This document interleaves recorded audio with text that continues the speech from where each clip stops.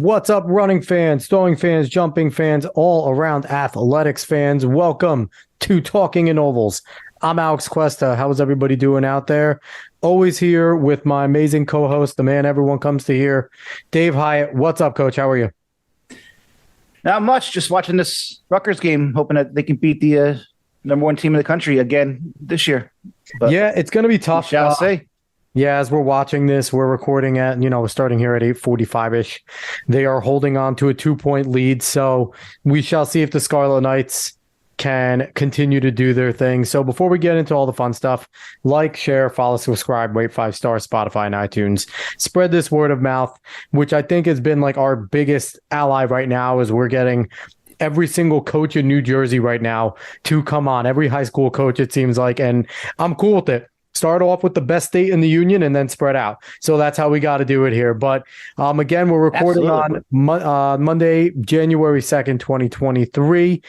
Before we jump in with our show today, I just want to promote last week's show. For those that haven't listened, we had on Coach Chuck Williams. He's the head women's XC track coach at Marist College. We talked a lot of fun stuff, talked about, his running journey. We talked about collegiate race walking, which I don't think many people are really in tune with, but it was, I know we've each got an education on race walking and everything like that. And then we just had a great conversation. So go back and listen to that. Hyatt, we have PRs. Woo! First time we could say thank you to those coaches who finally sent us some PRs. It's about time. Yes, we have some official high school PRs. We've had a few college ones from my alma mater, Marist College, but thank God for our cool freaking guests, because your friends, we've had your guests come on, they've come through. Our first one here comes from South Brunswick High School. Carol Pabini, Jason Kaiser, Jacob Brokaw, Demarion Potts.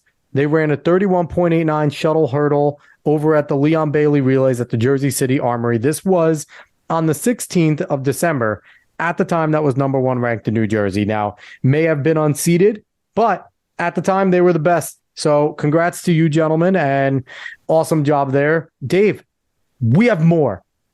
I do. I have some ladies over down in Lacey Township. Thank you, Coach Geiger. I have Sophia Reed jumping 16 feet, 4.75 inches to get the new school record for the Lacey Lions in the long jump.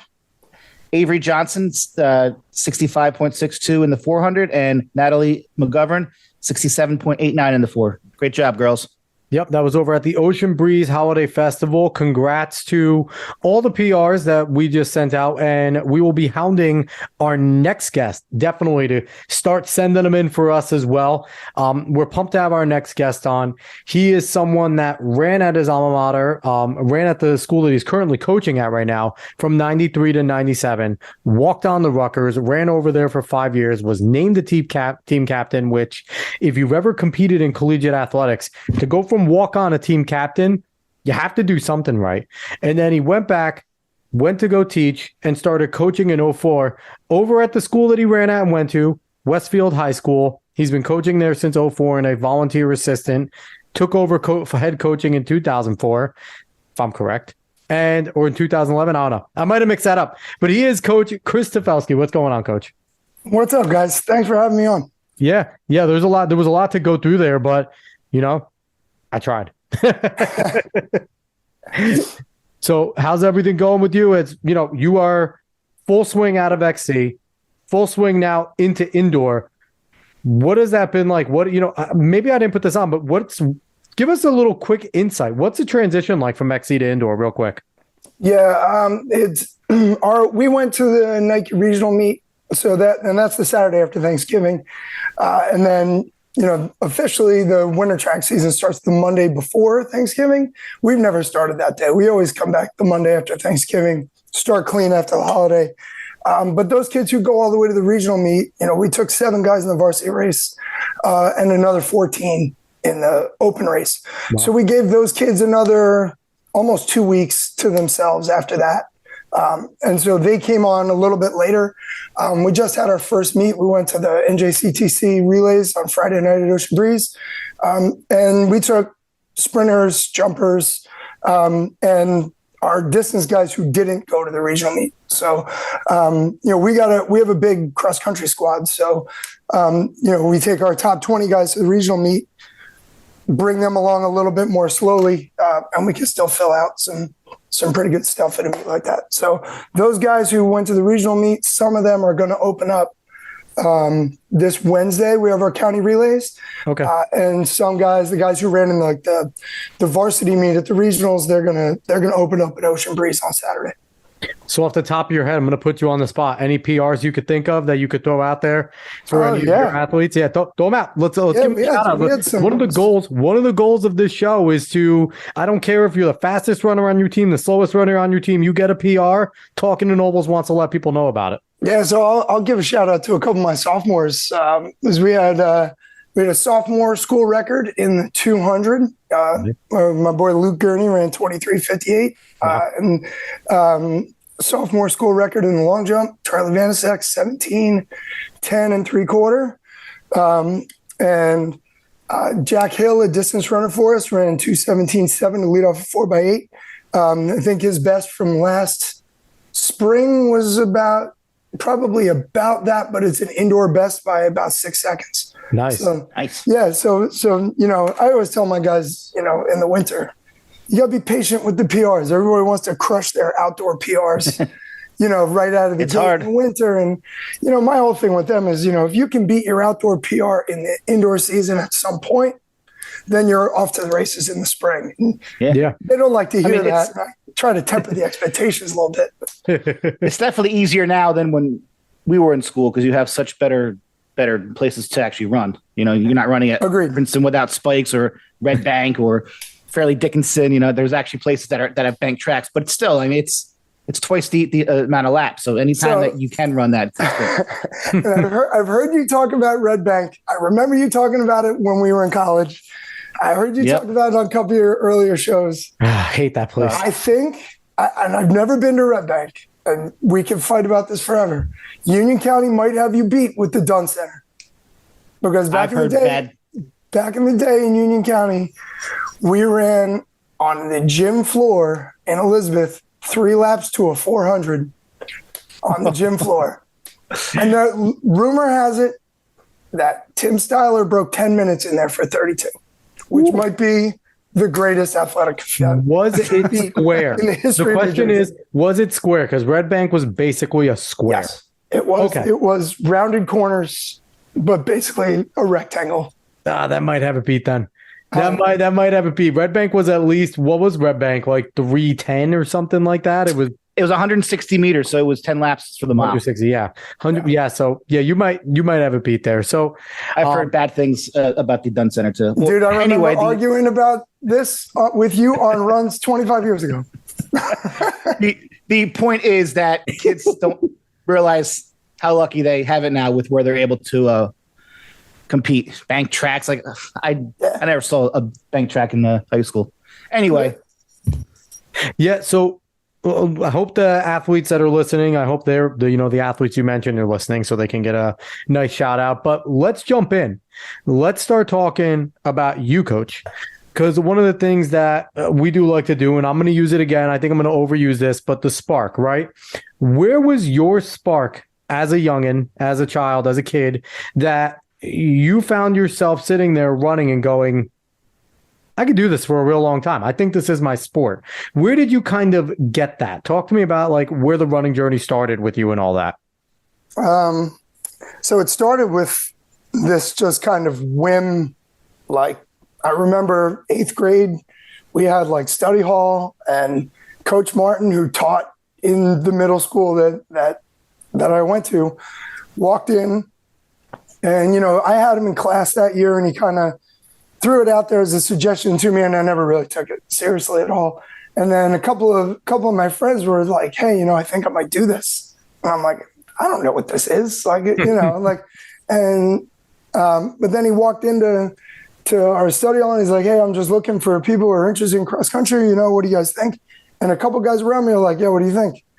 And they got up, and I was like, "All right, well, if you guys are doing it, yeah, I'm into." And so it was just, if those two guys weren't in the room with me, like I don't know if any of it would ever happen, like, which is kind of this interest, just right place, right time kind of thing.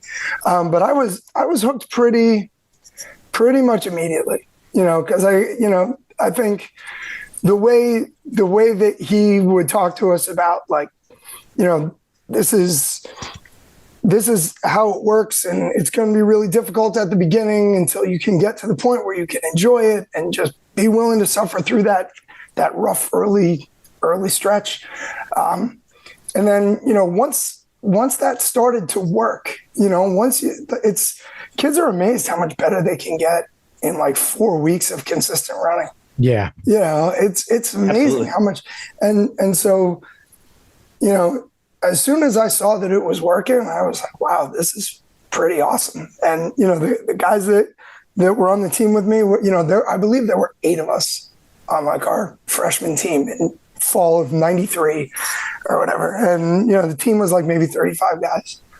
And it was cool. It was fun. Coach made it fun. It was hard. It was like the right mix. And like the vibe of the team is what kept me coming back. That's, I think a lot of runners will attest to that, Dave and myself, like the camaraderie you get when you go through a grueling XC summer or just super hard workouts with, your other athletes that are with you, your other XC runners and distance runners and things like that. You kind of get a bond. And, one thing I got out of that, Coach, is always be a leader until being a follower is like a positive thing. Cause it's like, as coaches and stuff, we always like preach, like, be a leader, do this, but you followed and it ended up being a really good thing. So yeah, I mean, Martin had this phrase that I've stolen and I still bust it out from time to time: positive peer pressure. You got, he always talked about it in the context of a workout. Like, don't get dropped. Positive peer pressure. Stick. And but you can apply that in so many other ways. Yeah, especially to high school kids, 100%. Nope. So now, I mean, go, Dave. I remember racing against Chris's school, Westfield, in high school, because my team, we had a pretty good DMR, but so it was always fun because he had a great anchor leg, and I had a great anchor leg in Chris Greer, so it was always fun to watch Matt and Chris go at it. And I think one of my favorite things watching at that time was watching his school win the DMR at the Penn Relays. I thought that was the coolest thing because, it always been like Irish teams or, but to watch someone from New Jersey that I've competed against win Penn Relays was pretty freaking awesome. So that's just one memory that I have of Chris's school from when I was in high school. It was so cool. That was a pretty amazing moment. And I think too, you brought up, having a guy like Matt Almuccio on the team. I think that was essential for all of us at the time. Was, we went into every competition, every season, believing that we could do something really special. Because when you've got a kid like that, I mean, this is a kid who, he did that. He anchored that Penn Relays DMR when we were in 10th grade. And here I am. I'm some kid who's like tried for the 8th time to break 5 minutes for a mile in that season. And here's this kid who like popped a 152 like 2 weeks before. And then, this 10th grader and he was still of all the runners I've ever known, the most explosive runner in terms of like, so this is a kid who, was third at the MOC in crossing, could run a 47 on track for 400. And wow. I mean, you talk about range and just snappy and elastic and explosive. And he made believers out of all of us. Because when you got a kid like that on the team who can just slam the door on anybody, I mean, I think about that a lot as a coach. And one of the things that I always kind of one of the things I always thought about that I tried to like foster in my own teams is how can we have that level of belief every year? You're not always going to have a kid like that. You might never have a kid like that on your team. But how can you create an environment where the kids believe that they can do something really special every season? and that it's a challenge, and it depends on who you've got, and it depends on who your competition happens to be that year. 'Cause some years your competition's really up, so you could be really up too, and the chips may not fall in your favor anyway. But that's something that like I remember even when I first started coaching. How can we create that level of belief every year?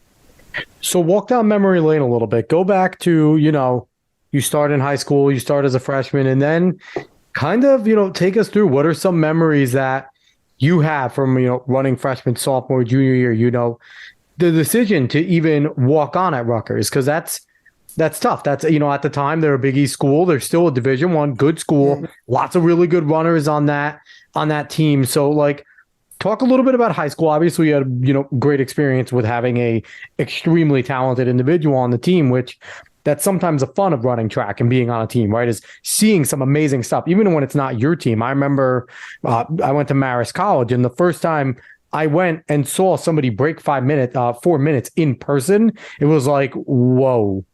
This is a different level now. Someone just ran a 3:59 indoor. Like, this is dumb. Like, this doesn't make sense that I saw someone do that in person. So kind of like, talk about some of your fond memories in high school, your decision to walk on, and what kind of it was like battling at Rutgers and becoming a captain. Well, I think for me, it was, I was definitely like a role player kind of a guy.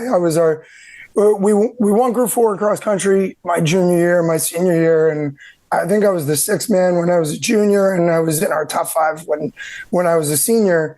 And the cool thing about that for me was, we talked about Matt and all that, but when we were seniors in that Group 4 race, if you took Matt out of the scoring, we still win. But that's crazy. But we got to that level because he was on the team. And I've seen this, like, because we had that belief that we could do something special, we brought a little something more to all of our practices. We brought a little something more to all of our races. And, so much of this, especially at the high school level, is the psychological component of like believing in what you've done and believing in your teammates. And he gave us that, and to the point where we got to the point where we could have done it without him, but we would never have done it without him. Then I was always trying to like break into those hot relays, run a Penn. I never ran a Penn when I was in high school. I never ran a Penn when I was in college. I've only set foot on the track at Penn as a coach. And even then, like, having graduated, and a lot of my teammates were going to run at their respective schools. And when I was a senior, our top 5 in cross, we were all seniors, and we were all, except for me, everybody was running it at their school. And, I did the walk-on thing. I made 100 phone calls, never really got a call back. And then a couple of weeks before I arrived on campus, I called again, and Steve Feeble picked up the phone. He's the head coach of Jackson, right? And he was the assistant for Coach Mulqueen. And, we talked on the phone for, 5 minutes or whatever. And he's like, yeah, well, here's going to be our first workout. You're welcome to come by, and, we'll give a test drive or whatever. And I actually got hurt after that. And they tested me. They tried me out, so to speak. And I hadn't really done that much running because I hurt my foot, and probably because I was so desperate to get fit enough to make it. Yeah. And so like, I think we had to run like 22 minutes for 4 miles on the track, and there were like 5 of us trying out, and I fell way off the pace after like 2.5 miles, and I just stepped off the track, and I was in pretty bad shape. And Coach Mulqueen took me aside, and he was like, look, like, you come from a school with accomplishments. You clearly are serious about this. Why don't you come back in a month, and we'll try out for the indoor team. And so I did, and that worked out. And for a while, I was like just happy to be there. Like, I'm just here to get my butt kicked every day. You worked hard and you accomplished it. So right there, you were already like, I'm here. I'm a D1 runner at Rutgers. I'm cool. Yeah.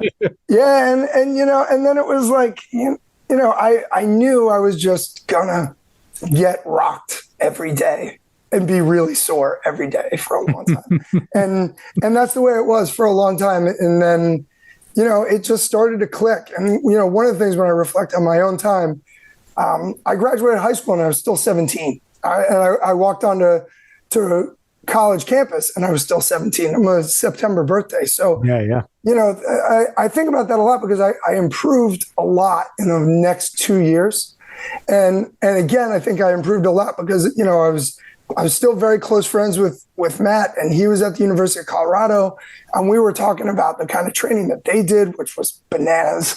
But, in terms of mileage and they're at altitude and all that stuff. And I'm like, I started to dabble in that a little bit, and I was doing a lot of running over the summers and stuff. We'd come home and run together, and it started to click. And some of it was like, here I was thinking that I was just kind of like a mediocre runner, like a middle of the road kind of guy. And I think it was just, I was a year younger than everybody else. And finally I got to that point where like my body caught up a little bit. And, out of all of us, I think, I had the fullest career in terms of races. No, that may not be true. But in terms of development, in terms of drops, I was very proud of the improvement that I was able to get.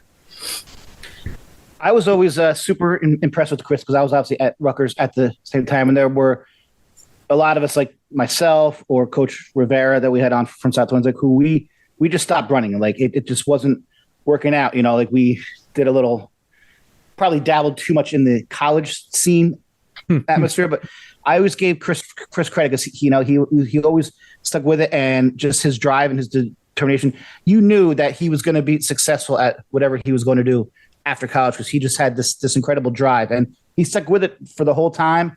And to be named captain as a walk-on is freaking amazing. So I mean, kudos to you, Chris. Like I was always impressed with that because we actually lived in the same house. He was downstairs, I was upstairs, and there was no way that house was conducive to someone who was still trying to compete at a D1 level on hey, you know what? Five of the 7 nights of the week.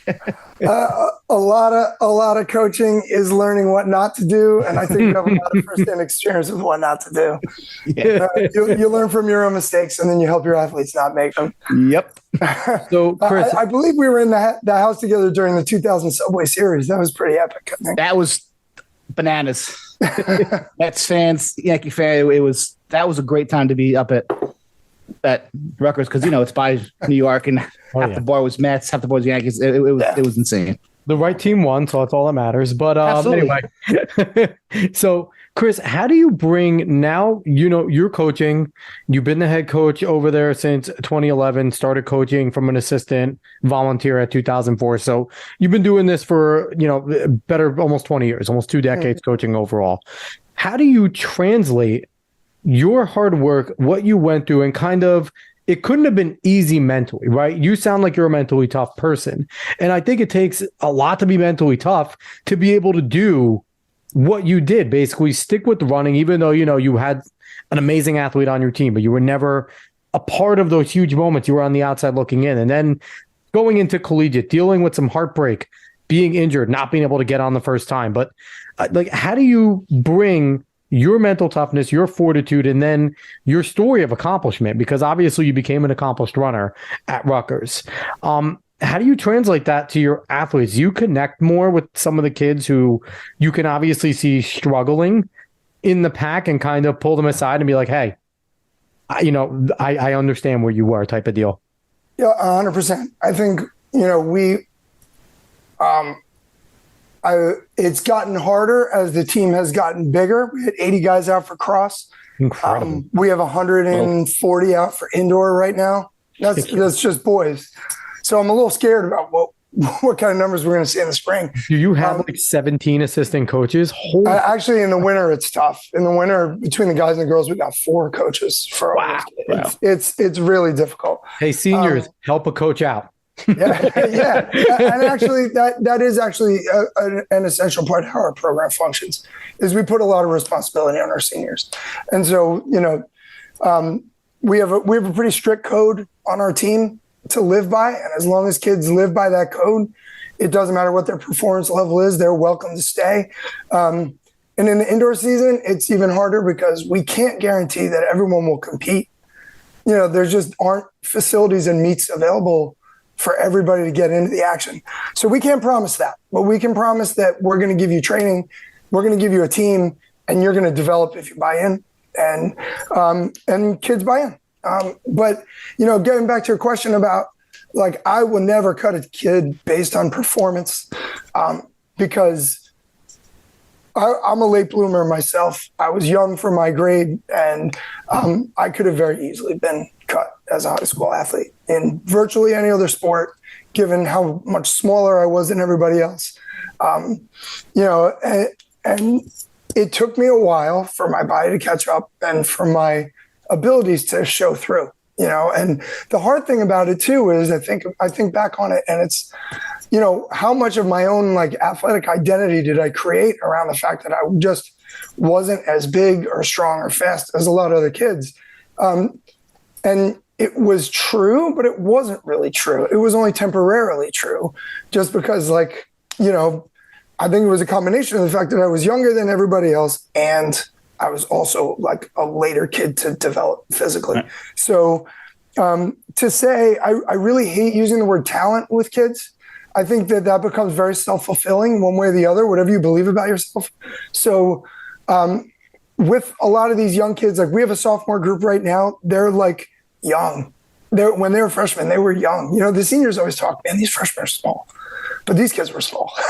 and that doesn't mean that there's not talent there. Small even for XC kids, because XC runners are typically small people. Right. So small for XC kids is pushing the limit down there. Right. But something, like, as they move through their sophomore year and like their bodies start to catch up, the talent it's there. It's really fun to watch it come out, and to watch kids who buy into the process get rewarded for their long-term investment and be willing to struggle for a little while in the middle of the pack or in the back of the pack. And then all of a sudden the physical development kicks in. I mean, testosterone is banned for a reason. It works, and so, and when you can naturally bring it out, that's better. Yeah. Some kids are physically developed when they're freshmen, and that gets mistaken for talent. And some kids have to wait on it longer. And what kind of identity are they building? What story are they telling about themselves? So for me, it's all about, like, dude, you might just have to wait a little bit longer than your friends. You have no idea what you're capable of yet. Just keep working, dude. It's there. I love it. So Chris, you mentioned him earlier, your old high school coach, Jack Martin, one of the legends in New Jersey, XC and track history. What was it like going back and coaching with him?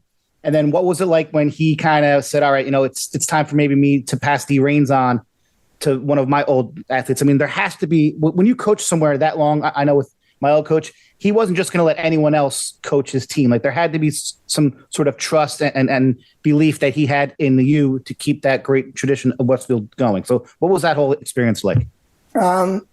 It was interesting because he was you go back and you teach at your old high school, and like everything's awkward, right? Because like all of a sudden you're colleagues with all these people, and they're not Mr. or Mrs. or whatever, and so like that there's a little adjustment there. But like you step into the teacher's lounge for the first time, and you're like, am I doing something wrong?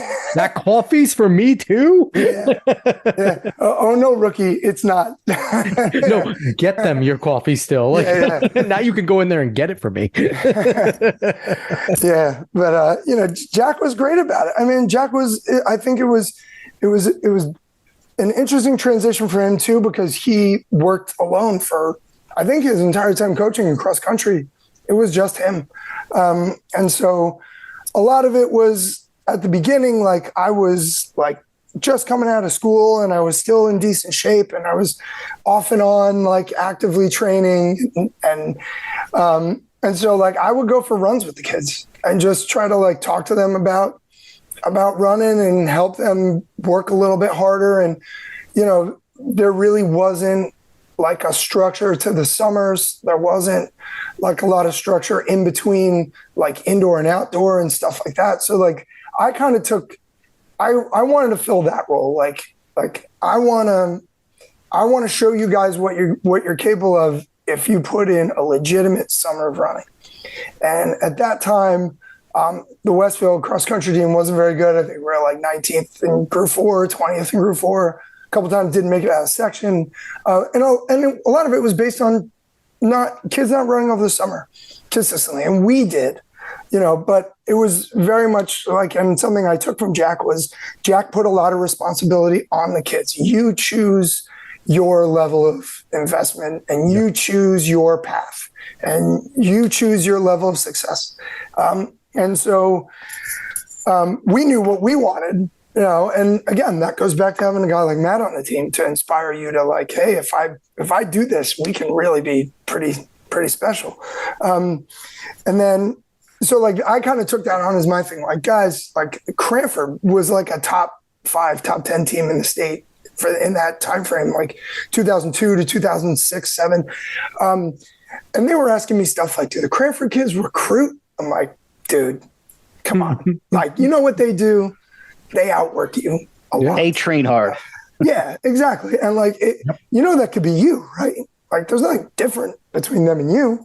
You just need to be willing to put in the time and energy. And if you do, you'll see the results. And that started to happen. And at the same time, we had a kid, Jeff Perella, come out, and Jeff ultimately was a Foot Locker finalist for us. And that really got the ball rolling for us. Because again, that was one of those things. Jeff's on the team. All of a sudden, kids started buying in, right? Like, oh man, we're going to have a DMR. Everybody wanted to be the 3-quarter guy, And so then all of a sudden, I've seen this happen at so many schools. You get this one stud on the team, and all of a sudden, like 5 or 6 other kids come out of the woodwork, right? And then sometimes that kid graduates and the level of the team drops back down. And that was kind of the challenge that I laid out for myself as a coach, was like, how do we keep this up? How do we keep these kids bought in all the time?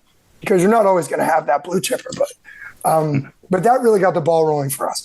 Then there was one year where Jack, just one day, like 2 days before the outdoor season started, this was like 2010, and he must have been doing the math that like he was going to retire soon. He was like, this spring, you're the sprint coach. Have fun. And he just kind of turned my back, and he just gave me the keys to that event area.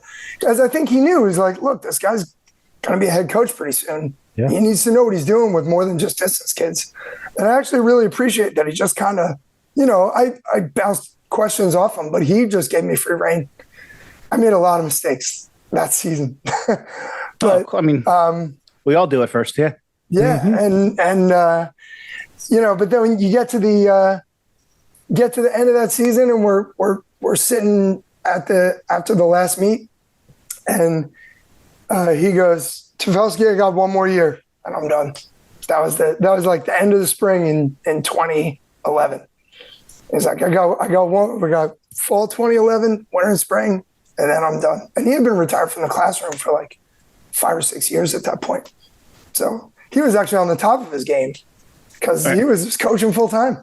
I mean, that had to be pretty cool, like to like have like a guy you obviously looked up to. You've been coaching with him since 2004, so you've been coaching with him now for 7 years. And for him to sit there and pretty damn confidently, it seems, go, it's your team now.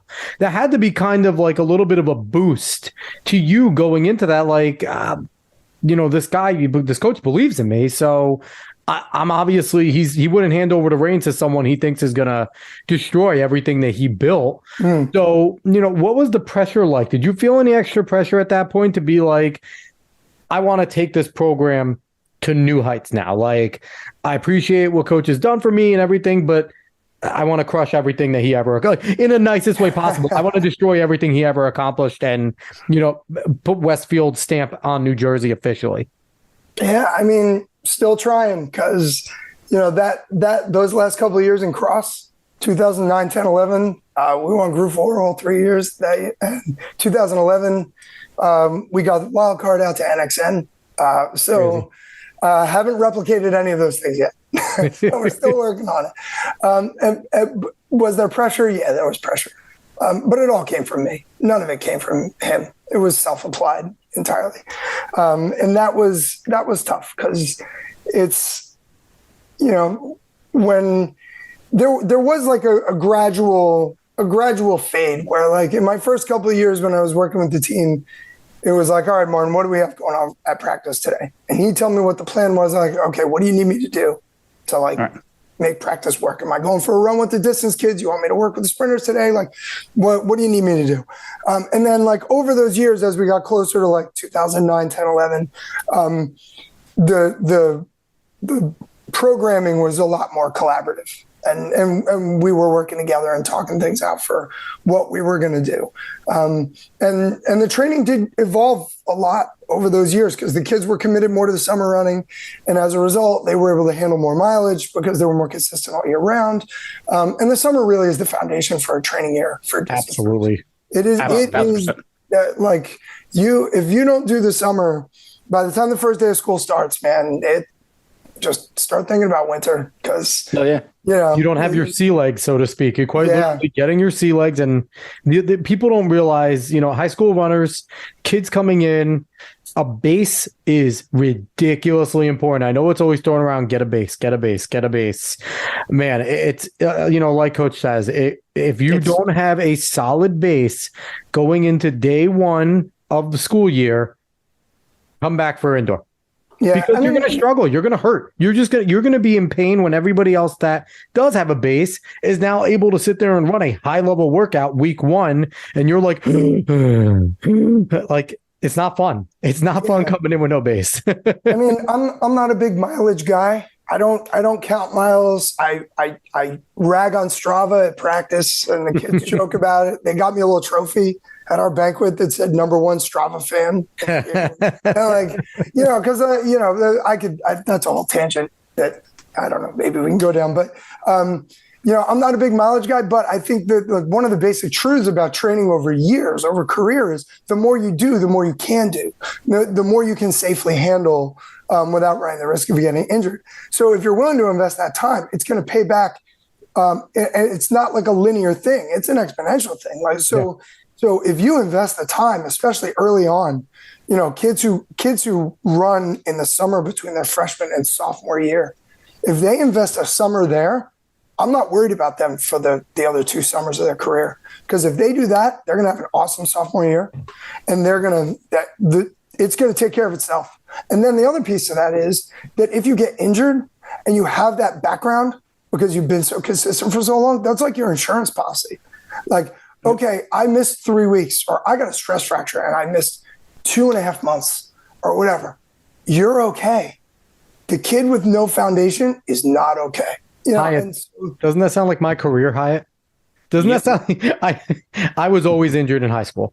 Always. Still, I was always a lead runner and always injured, but I was good with the base running. So I always came back, and I'd come back and pick up right where I left off, which sucked because I was trying to PR. So, but yeah, you're completely right with all that. So I have to ask you one thing, because you mentioned your mantra. So of course, being the astute and great host I am, no, I'm kidding. But I went and looked it up because I think it's freaking awesome. Because I noticed this when I was looking at some of your Westfield social media stuff. Be a good citizen. Be here every day. Give your best effort. Contribute. What went into making that? Because that's freaking awesome. And I love that you lead with be a good citizen. And, it's nothing to do with like, be a great athlete, be successful. It's all things that anybody can accomplish. And you just have to, talk to me about what went into that, because that's freaking awesome. That's our code. That's basically, those are the 4 team rules. We've got them posted on everything. It's on our socials. It's the footer on every document that gets into a kid's hand. We have a parent meeting. It's a footer on that. And we have a big breakdown at our parent meeting. We have a handout. What does be a good citizen mean, right? And actually, when Jack was the head coach, that was the only rule. Be a good citizen. That was it. And so that one is not mine. That is not an original. I'm going to cite my sources. That's a Jack Martin line. I expanded it from there because I wanted to make it something where, like I think all coaches struggle with the other stuff, right? These kids these days, there's so much pressure on them. College is just the admissions process for the non-athlete, just college admissions process.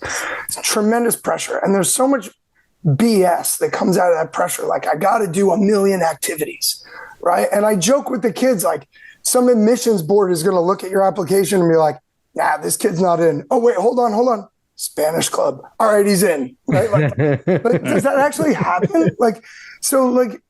Guys, you got to be here every day. You can't be doing a million things. Now, I'm not saying you can't be in clubs. If you got to come to practice half an hour late once a week or a couple times a month, like whatever, that's fine. You can't be missing 3 days a week because you're playing club soccer. And we've lost out on some good athletes because of that. Where kids are like, yeah, I mean, we had some kid, he moved to Westfield from Florida, and apparently he had like a 48 as a junior, and he played club soccer. He was very good, played Division I, ran track at his old school, and like they were okay with him coming to practice like once a week and going to the meets. Sorry, dude. No, we don't roll that way. So like, you got to be here every day. Otherwise, like you don't have a team. You don't have any. And I see that with my oldest son is 11, and we've already struggled with that where like he's forfeited games because not enough of his teammates showed up.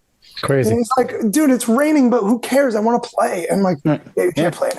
So like if you're going to have a functioning team, that has to be an aspect of your coach, right? So, so be there every day is like an essential piece, right? And then it goes to, give your full effort to whatever it is that we're doing. So if it's a recovery day, kill your recovery, right? Like everything. It doesn't mean grind every day. It means whatever the mission of the day is, crush that, right? And then the last part is this is team sport. You're in it for more than just you. You're here to contribute to the betterment of your teammates and people around you. And we as coaches, we actively look for that. We look for kids who are doing things that make their teammates better. And we actively call it out when we see it. Oh, what happened over there? Yeah, I heard that. What'd you say? Awesome. Give the kid a fist bump, whatever, play on, right? Like any opportunity you can celebrate kids making other kids better. And then kids learn what it means. Like a freshman has no idea. They don't know what they're doing. How are they going to make somebody else better? But when you call it out and you point it out to them, this is how you make your teammate better. Okay. Now whatever happened to college applications looking at, he was a 3-sport varsity athlete. He was a team captain here. Maybe he did a club or two, but there used to be a lot of weight, right? I'm being a varsity athlete, eventually becoming a team captain. Like that used to be pretty weighted in colleges. Have you found that that's not as weighted anymore in the college decision? Because that used to be like, that was kind of the thing. Like you did your sport, you eventually rose, you were a contributor captain. Maybe you did a club here and there if you did Habitat or you did something like you wanted to do that. But outside of that, if you were dedicated to an athlete, you showed you had leadership capacity. Colleges love that. Is that something you find that they're not at weighting as much anymore?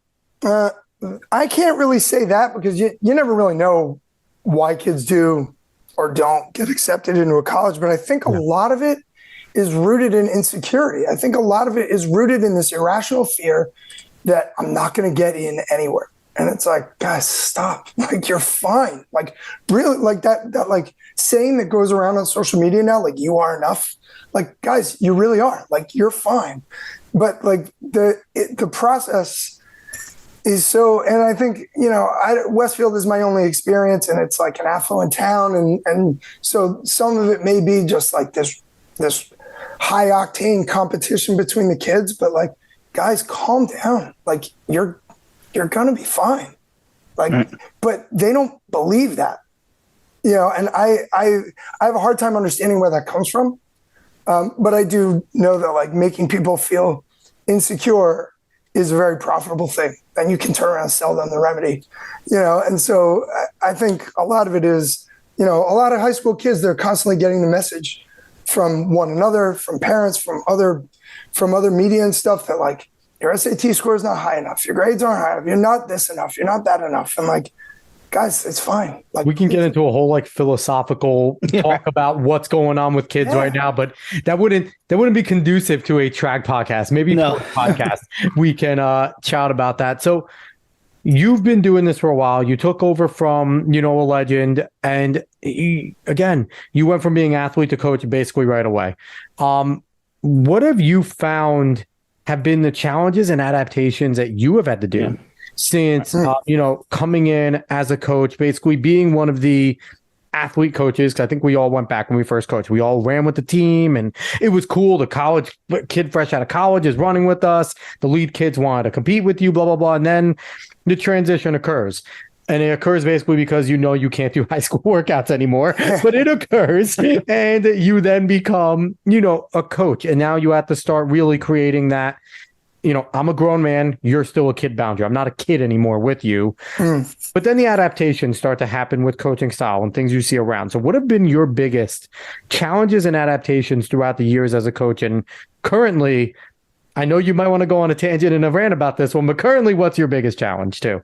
I think, one of the things, and you're right, as you get older and as the role changes, you're the older brother when you're 22 and you're on runs with the kids, but that's hard too, because you do have to make sure that you're maintaining that boundary, because the lines get crossed and that's bad. So, but with 18-year-old seniors, when you are kind of friends with them, but you can't be friends with them.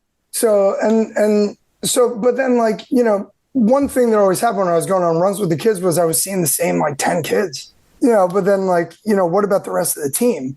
So I got some feedback, kind of word of mouth coming back around, oh yeah, Tafelski he only runs with the good kids on the team. So then that counted, they were internalizing that I didn't care about the rest of the kids. Yeah. So right off the bat, I started to kind of phase myself out of the runs. And then, fitness kind of phases me out of the runs too, right? As you get older. But, some of the biggest mistakes that I made when I became the head coach, and I was, 32 at that point, I was trying to, discipline kids or give, if kids had bad races, Jack was an older school kind of dude. He could get in your face. He certainly got in my face when I was a kid. We've talked about this with other guests too. There's the whole with the John Musoffs and turnovers at Manchester. Yeah. And the thing about it is okay, that's effective, but it's not the only way to be effective. And I think that message lands different, and when the source is a 65-year-old dude than it is when it's a 30-year-old guy. And my relationship with those kids when I transitioned was different, because I was the assistant and I could kind of be the good cop a lot of the time. Right. And now I was the head coach. And so that same message delivered in that way, in that old way, coming from me, hit them different. And it was really ineffective. And it didn't take long for me to realize that I needed to change my approach. I needed to not be Jack. I needed to be me. I needed to stop asking myself the question, what would Jack do? It took me a couple of years to kind of figure that out.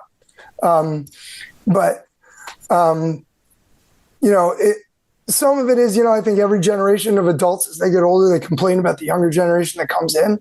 Yep. Every generation is different than the one that came before. But I think these kids, in a lot of respects, have it a lot harder. I think social media makes the sport a lot harder.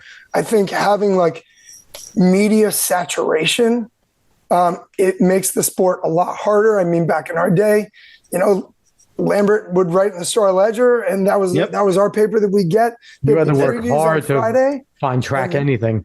Yeah, it would be previews on Friday and results on Sunday. Yep. And that was the extent of the coverage. That was the only newspaper that we ever saw in Westfield, was the Star Ledger. And so in a cross country meet, they're going to put the top 10 in a race, right? They're not doing the whole thing. Nope. And they certainly weren't ranking kids to the extent that they're ranking them now. Some of the silly things, they'll merge all the courses together and rank them as though you can equate two different times on two different courses. I'm sorry, this might be mean. Stat geeks are ruining all sports, including track and cross country. I think, in track, in cross country, you're just generating content for its own sake. And even in track, conditions make a huge difference in outdoor. If it's windy, if it's rainy, if it's, the track might be the same, but man, unless it's all sunny and 75 at every single meet, hard to judge all of them. Yeah. And so I think, one important thing that kids need to be reminded of, especially the good kids who are really committed, is this isn't your life. It's a part of your life. And it's okay for it to be a big part of your life, but it's still only a part of your life. And now, every time they pick up their phone, they can consume track media, right? And so it's on their socials or whatever. The notifications come to them. So even if they don't want it, it's coming to them. Yeah. So it's intruding upon their personal time a lot. And so I tell the kids and I tell their parents, like, when you're done with practice, you're done being a runner. I mean, you need to make lifestyle decisions, diet, sleep, of course, right? But I want you to like leave practice and go live the rest of your life. Be a student, be a son, a brother, like whatever it is, whatever other roles you play in your life, like you need to do that too. If you're on all the time, I think it leads to kids being tired, because they're just consuming this information all the time. And for the record, I would say the people who generate this, like the guys who work for us, but they're good guys, and they're running a business, and this is how these sites stay alive, and they have to generate content. And so, but I don't think they're engaging more people. I don't think they're expanding the sport to a bigger audience. I think they're engaging the same audience more often. And I think that ultimately drags on kids after a while. I tend to agree with you, except for talking in ovals. Kids and just talking in ovals once a week, usually out on Thursdays. But yeah, but I tend to agree with you. And Dave, I'm going to talk to you a little bit here because I find it interesting. Every single high school head coach, I think I said the same exact thing that he has with Coach Rivera, Coach Geiger, Coach Baker 2 weeks ago. The approach has changed. We've all had those yell at you coaches, right? Every single one of us. It kind of changed down in mine. Coach Scheffler was amazing, but I did have John Musoff. But Coach Sheff wasn't afraid to get in our face a little bit and tell us when we've been, slacking off. He called us out, which I think accountability is still important. But from every single head coach we've heard of talking with this group of kids, it's a different way of handing out that accountability, right? It's changed in a sense from what we were used to with a lot more of the tough love to, more of a little bit more of an outward expression of I actually care. And I feel like they need to see that you really care. What was kind of a given, I guess, when we were growing up, that he's grumpy, but yeah, I think he actually cares about me. And they showed it every once in a while, right? They wouldn't show it all the time. But, if you had a really down race and you were looking at him and coach looked at you and you're like, he's going to chew me out. And he just came and threw his hand on your shoulder and was like, get him next time. That's it. You got one of those and you're like, he didn't chew me out. I guess he actually cares about me today. So that didn't happen much when... But it happened. But there was a strategy there. I think they did it enough. Rarely enough, but enough so that you knew they were tough for a reason. But Hyatt, I found it interesting that every single head coach we've had at the high school level lately, on the show, have all said the same thing. Yeah, no, I also think that, I haven't coached in about 4 or 5 years now, but Chris, maybe we've talked to some other people about this. Have you noticed they change even years? I'm sorry, I missed the question. I think you mic dropped. Have you noticed a change even in like the last 3 or 4 years based upon everything that's been going on, that's not in our control with COVID and everything and missing time and having maybe kids, maybe their mental strength maybe isn't what it once was because of everything that's going on? I think there are some things I actually see more of that in the classroom than I see on the team. I think our team navigated COVID, I think, as well as anybody could have. But I think one of the things that's really something that we've been able to maintain throughout that is that the kids, I think our code really worked on that. If I could go back to that, because I think that the kids bought in over that COVID. Actually, over that COVID break, that one spring that got canceled, I remember listening to Will talk about like how loaded his team was, and it absolutely was. Man, I felt so bad for those kids, man. But coming out of that spring, when we got out of this, when finally like the shoe dropped and the season was canceled, these kids went crazy with their running. Like they were doing more running than I ever would have asked them to do. So much so that they were getting banged up. And I was like, guys, you got to stop. I called the Google meeting. Guys, what are you doing? And they're just like, we just need something to do, man. Guys, I would never ask you to do this much. And like, look, like you guys are breaking down. I'm like, stop, time out. Now, does this have something to do with that social media aspect you were talking about? Because now they're sitting there, they're going on Flow Track, they're watching all these collegiate workouts, they're going on all these things, and probably they're on these boards and they're all talking about, I did this, what are you doing? Let's do this virtual race. Do you think that kind of had something to do with it, where your dedicated guys that were very into running kind of were like, this is what everybody else is doing, I got to keep up, and do you think that had something to do with it? I don't know. I mean, I could go back and ask some of those guys. I wouldn't be surprised if the answer to a certain extent was yes. Because we talk a lot with the kids about stuff like Strava, because these kids, they know each other. They're much friendlier at meets than we were, here I am echoing other guys that you've had on. Right. But I think also, guys, you race them on race day. You're not racing their workouts. They ran this workout. Dude, who cares? It's not a competition. Especially distance runners. Who can run the highest mileage? They're neurotic. Distance runners are neurotic people. And when we go to running camp, and I talk to the kids before we go to running camp, Northeast Kingdom running camp. They're exceptional. They do a terrific job. They have a wonderful staff. But I listen to the college kids, and they're all talking about the weekly mileage and this and that. I'm like, guys, last I checked, it was a competition to see who could beat one another in a race. Yep. I don't care. I don't care what your mileage is. I mean, I track what the kids are doing. That's my job. I'm your coach. I'm tracking what your volume is. I'm prescribing what I think is an appropriate level of volume for your performance level, your experience with the sport, your injury history. That's my role as your coach. Now, as you get older, that becomes more of a conversation, right? When you're a freshman, I'm telling you what to do, right? And then as you move on and you gain experience and you maybe get injured or you respond well to certain stuff, then we can kind of collaborate on that a little bit. But you should not be training to prove yourself. That's what competition is for. You're training to make yourself better. Do you. Stop worrying about what all these other people are doing. And sure as hell, stop trying to replicate what college kids are doing, because that's a huge mistake.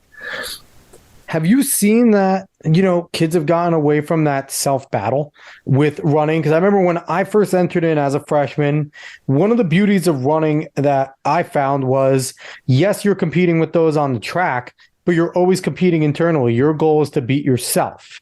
If you beat yourself in a race, most of us, especially at a lower level and younger, you're not winning races. You're competing in them, but you're not winning them. It takes a little bit to get to the point where now you're someone who can win a race, who can win a meet. Do you think that it's kind of gone away from that with the Strava and, with the Garmin and all that, and kind of the social media aspect of running now? Do you think it's kind of gotten away from beating yourself consistently on meet day? And now, like you said, it's, Joe Phil from this high school just did this on Strava, and, I got to go and do this as well and put it up there. Do you found that they're not beating themselves as much as they used to, as we used to, kind of, where we're always looking to get our own PR on meet day? Yeah, I think that it's both. I mean, there is like an iron sharpens iron component to this, right? It's not all bad. It's just important that the kids recognize what their thought process is when they're consuming this stuff. So if they're looking at it and they're like, okay, that's nice, and they scroll on, fine. But if they're like, oh man, that kid did that workout, I don't know if I can do that. Who cares if you can do it or not? It's not a race. So, but ultimately, and this is the challenge that I laid out for my kids today at practice, if you go to a meet, and this is especially true in cross country, it gets a little dicier in track, but if you go to a meet, you actually don't need to time the race, because it's all about places, right? So what if the timing system were to fail, right? What if nobody brought a stopwatch and they just put tongue depressors in the long jump pit? This is where Johnny jumped, right? This person jumped farther. Okay, so what if there was no measurement? How would you know whether you performed well or not, right? And the reason why I threw this at them today was we just competed at Ocean Breeze on Friday. We're going to the Jersey City Armory on Wednesday. Mm-hmm. So way different. So good luck, 200-meter runners. Okay. So you can still become a better runner for the experience of being in there. Yeah. One of the things that's totally true, especially for sprinters in indoor track, is like the fittest, fastest kids don't always win. If you're running like an indoor 4x4, right, like how you run that race on an indoor flat track, like, oh man, your tactics are so important. Right? Still the funnest race in freaking track, though. It doesn't, and the times don't matter. And I think like you're hitting on a good point. Yeah. With all that, because like these, you need to tell your distance runners, go watch Without Limits and just listen to the first words said in Out Limits. Bigger, faster, stronger. Not bigger than the next person, not faster than the next person, not stronger. Just bigger, faster, stronger. It's the Olympic mantra. So it's like, and that's exactly what you're talking about there, where it's like, take every opportunity to get better, not to win, not to compete, not to break your time all the time, but just be better. Just get better every single time you step onto the track or course. And I've seen that thrown out on Twitter all the time, like take away timing in cross country completely, because it's such a freaking problem with everyone putting up their times and comparing this course and that course. And in Jersey, we like to really tout Homedale, and then there's the Battle of Monmouth, and then there's who's tougher, what's bigger, and it's like, who cares? And it's like, what you're talking about. Who cares? I mean, one of the things, I think, in cross country, like the running lane meet became a thing in the gap in the void that was left by COVID. And like the course is notoriously fast, and they deliberately like steamroll press it to make it really fast. And now there's been like this, they're posting cross country time rankings, and you talk to any coach who's recruiting a Jersey kid who's worth their salt, right? And like Homedale, they only want to know one thing, and they want to know how you ran at Homedale. That's it, right? And so like all these courses, right, where they're attracting kids and they're attracting teams because the courses are fast. Ocean County Park, Six Flags, like all this stuff, like anything South Jersey is all flat. But like, and like, it's nice to run fast or whatever, but we have 6 months of track, but like, ultimately, this is about competing against other human beings. The whole sport is scored based on your place in the race. It doesn't matter your margin of victory. It doesn't matter what your average time. It doesn't matter. Like, this is about throwing down against your competition on the day, right? And so the leap of faith that kids need to take with us is that if they develop the skills to be good competitors, the times are going to come. It's going to happen because you're going to get in the right. Sometimes running a fast time is the good luck of having good conditions that day. And you could still lose. And you could still lose running, because I like to say, like, I won county and conference in the 800 my junior year. I certainly was not the fastest in either of those races. The tactics ended up that they let a kicker sit, and the times aren't anything to call home about either. So it's like, I wasn't the fastest, but it's what you said. It's competing against other humans. They gave me an opportunity and I took it. Now, I run each of those races another 9 times. I'm a champion in neither of those. Like, the tactics are going to break differently. But like you said, it's any given race. Anyone can falter. Anyone can have the meat of their life. And, you see championship races are the perfect example, especially when you get to the collegiate level. How many PRs are set at a conference race? Very few, because most of the time the best kids are sitting. They know they're stronger than everyone. Then they're going to win the race in a kick, right? So it's like, it's hard to get through the high school kids. I can't imagine especially 80 of them on the cross country. I mean, but you can go back. I mean, something that I show the kids all the time. I mean, Matt Centrowitz has a gold medal from the Olympics, winning in 3:45. And like Asbel Kiprop, the 3:27 guy, is like going out the back with 1:20 to go, right? And like, because like if you rerun that race a million other times, you're probably going to get a different winner every time. But that's the way it went. He maximized his chance for success, and he's got a gold medal. He's a gold medal. Right. You're going to take something away from it because it was only 3:45. Is it somehow a softer gold medal? Only like, hell no. Right? And so, this is ultimately, and that is, it is the challenge in like the mile split era, is that times, but really, truly, if they develop the skills to race in a variety. I try to give them different race setups, right? You're going to anchor this relay, then you're going to lead off this one. You're going to, I want you leading a race sometimes. I want you in the middle of the pack. I want you to have just this huge file cabinet of race scenarios that you've been through, right? So you can pull from experience.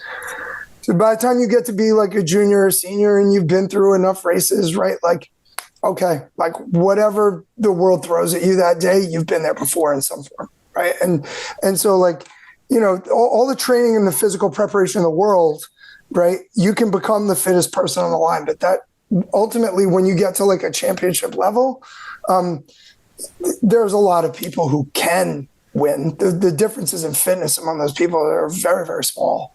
So who does win? It's about your decision making on the day. It's about you managing your emotions on those days when they run high, because it's high stakes event. That's the difference between training and coaching in my mind, right? You're training kids at practice. You're coaching them to like prepare them for the day. I love that. That's awesome. So we could probably go, because I think we can go for like another 7 hours if we wanted to, but we shouldn't. Again, I said it last week. We're not Joe Rogan yet. When we get to the Joe Rogan experience level, we'll do 3-4 hour pods. But until we get there, I have to end off with this. We're asking, we missed one of our coaches. We missed Coach Baker, but we're asking our New Jersey coaches, what do you think about what New Jersey has been presenting, trying to do, changing with Meet of Champions at XC and in track and field? Essentially, it seems like they're really itching to just take them away. They took away tournament of champions in basketball. They're kind of doing away with all those things. What's your opinion about what they've been doing with Meet of Champions and tinkering with it? And if they eventually take it away, how do you feel about it? Well, I think at this point, they've gone on record as saying the way it was run in fall 2022 is the way it's going to stay, which came as a relief to a lot of us, because the original plan was far worse. They put something in there about safety concerns with the number of kids in the race. I don't know, man. You look at like a JV race at the short coaches, when you got like 300 kids in there, and you're looking like the old MOC with like 195 was a cakewalk, right? In terms of number of bodies in the race. So, if there was a true safety concern, then why don't they go around and shut that down? But so, I think safety is one of those things where you can don't give them ideas, Chris. Don't give them ideas. Well, no, it was their idea. They said it, but then you come back and say like, look, okay, well, now if you oppose it, you have a problem with safety, right? Like, so now, like, it's a way to like frame the argument where if you that's when you disagree, say yes, because there is no such thing as safe back in the trails when we can't watch them. I think we owe some people a tremendous amount of gratitude for salvaging what was salvaged. I wish they would have left it alone. I don't really know anybody who feels differently about that. Us either. But I think that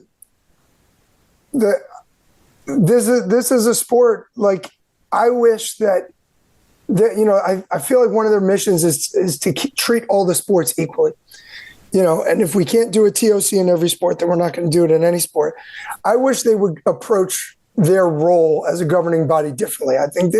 I wish that they would approach it as, these are our constraints, right? Like these are our financial, this is our budget, these are facility restraints, these are our manpower restraints in terms of meet management officials, whatever. How can we maximize the experience for the greatest number of kids within those constraints? And so like in some sports, you may not be able to provide it. I don't think that automatically means that you don't provide it for anyone, because you can't provide it for everyone. I coach 80 guys in cross country. I can't give everybody everything. I try to maximize the experience of every kid, but I've got 140 guys on my indoor track team. Not every kid gets into the weight room. It's small. It's good for what we need, but it's just not designed for the number of kids that we have. We give kids strength training in other ways, but they're not all going to get into the weight room. I have to prioritize some kids. That's unfortunately the way it is.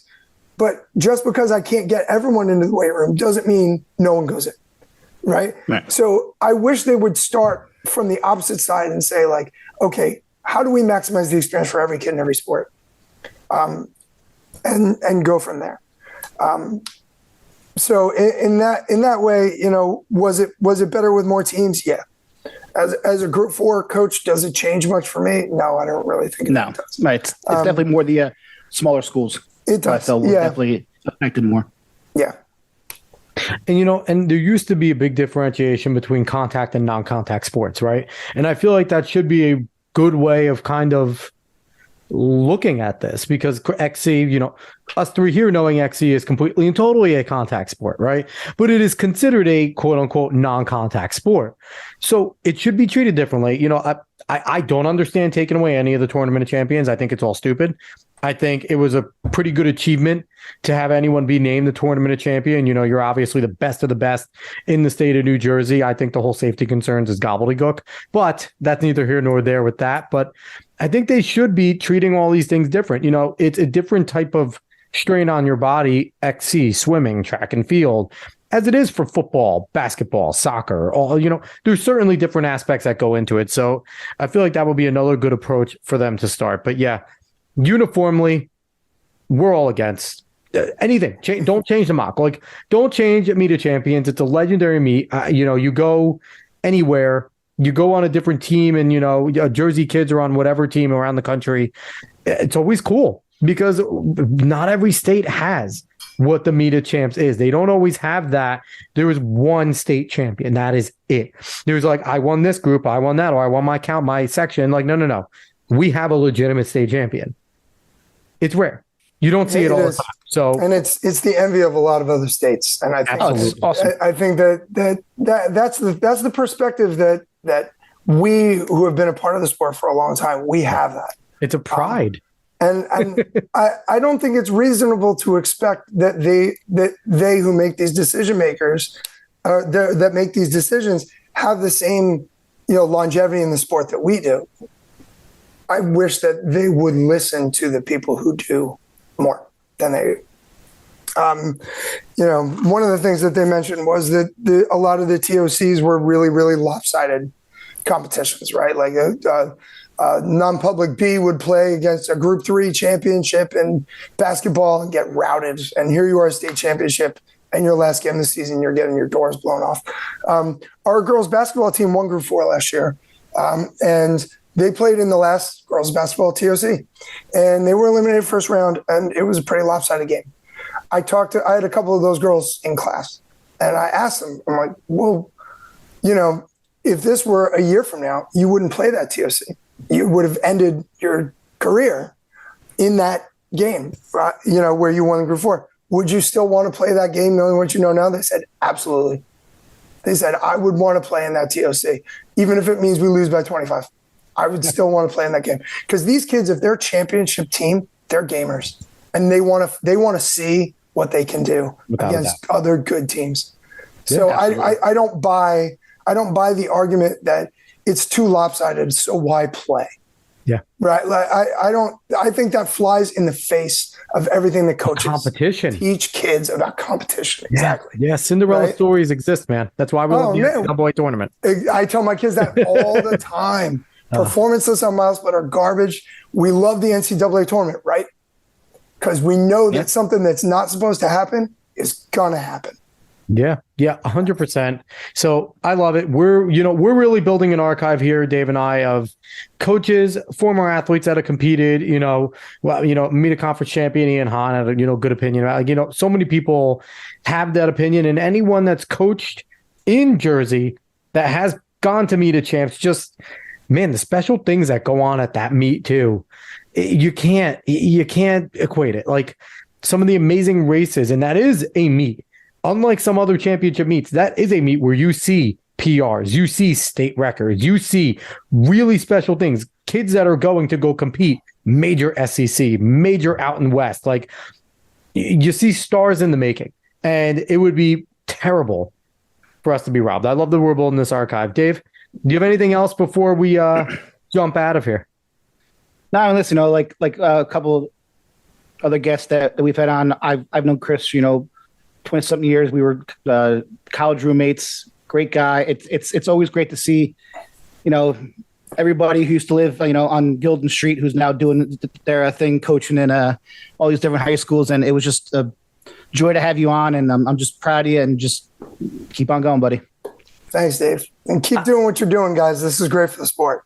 Awesome. I do have to say, the Rutgers pipeline from that freaking team into coaching in New Jersey is absolutely incredible. There is something to be said, not even about the competition over there at Rutgers and how good you guys were as a team, but man, something was in the water there that it just seemed to click for everyone on that team, including, Hyatt himself, to just be good coaches, to understand the sport, to love the sport. And you guys all got their different ways, but it's just really cool that, that's a pretty badass legacy to have as a team. Like, we are some of the best coaches in the state of New Jersey at the sport that we love. That's freaking awesome.